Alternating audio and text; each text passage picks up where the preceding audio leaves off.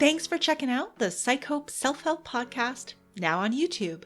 Our podcast launched on most major podcast directories back in December of 2022.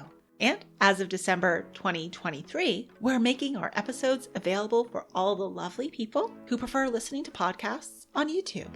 There may be times when the dates don't match up, so thank you in advance for your understanding. Please refer to the video description for links to any resources discussed during the show. We'll be sure to point you in the right direction.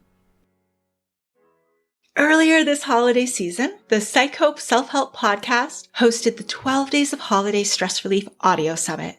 For 12 days straight, I had the honor of interviewing compassionate women, all thought leaders with a background in mental health, with the goal of understanding how they see holiday stress impact the women they serve. And I was sure to ask for all their tips on how to navigate the many forms that holiday stress can take. If you weren't able to join us live, then I have some good news for you. All the talks from the summit are waiting for you in our private podcast. Just head on over to psychope.com/12 days to get access to the 12 Days of Holiday Stress Relief Audio Summit private podcast. There's still plenty of time to listen to all the interviews and benefit from the insights and tips that were shared. Let us guide you through a transformative journey, helping you navigate the holiday hustle and reclaim the joy of the season. Again, please visit psychope.com/12 days to get your access to the summit, or just click the link in the show notes.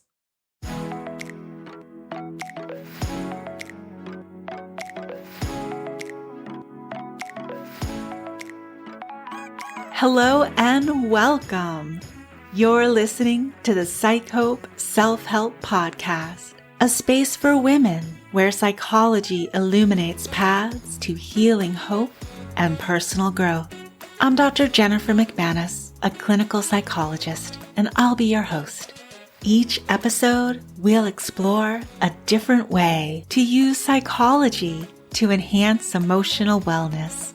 Hope you enjoy the show.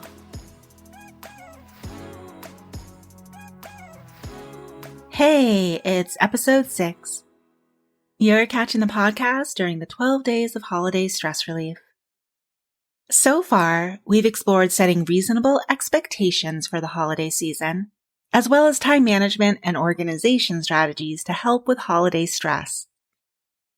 On the third day of holiday stress relief, we turn to the benefits of gratitude. Now, it's totally understandable to think since Thanksgiving has already passed, so too has the attitude of gratitude that dominates the month of November. Well, on this episode, I'll be sharing some findings from psychological research on gratitude that just may encourage you to draw on the power of gratitude during the rest of the holiday season, and maybe even all year round.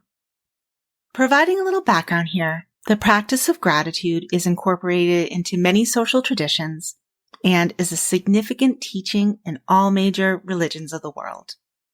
Also, the emotional power of gratitude serves as the subject of many poems and other forms of meaningful art.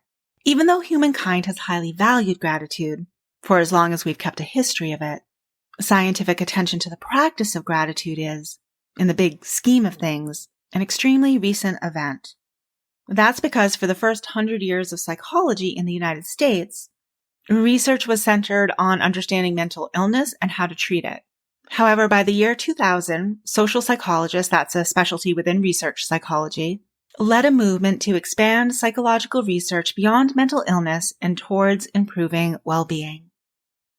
This movement is now known as positive psychology and involves understanding the strengths and virtues that are associated with happier people. One of the character strengths investigated in positive psychology research is gratitude. While we may all have a general idea of what gratitude means, psychological research requires an agreed-upon working definition for scientific study. Dr. Robert Emmons, renowned researcher in the field of positive psychology, has offered a definition of gratitude that has two parts to it. First, gratitude is an affirmation of the good. Second, gratitude involves a recognition that this good originates from outside oneself. Even though psychology got a late start, we now have volumes of scientific research with findings that not only support that gratitude can help with stress relief, but a whole lot of other psychological benefits too. Listen to all these.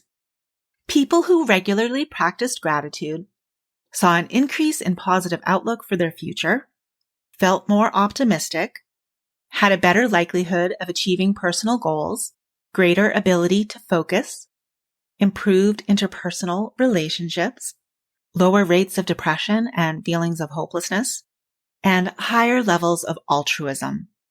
The practice of gratitude can also help with trauma. It supports people in reframing past traumatic experiences in a helpful way. It's also related to greater resiliency against any potential future traumatic event one might experience. There are also physical health benefits of gratitude.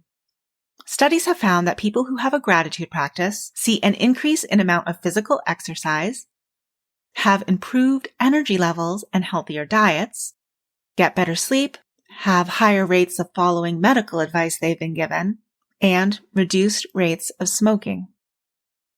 Also, and especially relevant to stress relief, practicing gratitude is associated with lower levels of cortisol, which is also known as the stress hormone. So, are you feeling inspired yet to start your own practice of gratitude? I hope you are and have some ideas for you. And to help with holiday stress relief, we can practice gratitude by naming or journaling about 3 to 5 good things from each day of the holiday season. The holidays are also a wonderful time to express our appreciation for someone who has helped us in some way with a meaningful gift. The gift to share your thankfulness does not have to be extravagant. In fact, to feel the benefits of practicing gratitude, it truly is the thought that counts. Thanks for listening to the 3rd day of holiday stress relief. Remember to follow the podcast so you can catch the next 9 days of these special episodes. The information shared on the PsycHope Self-Help podcast is done so with the understanding that it does not constitute professional help, nor is it a substitute for professional help. If you think you might benefit from more than self-help, there are resources listed in the show notes.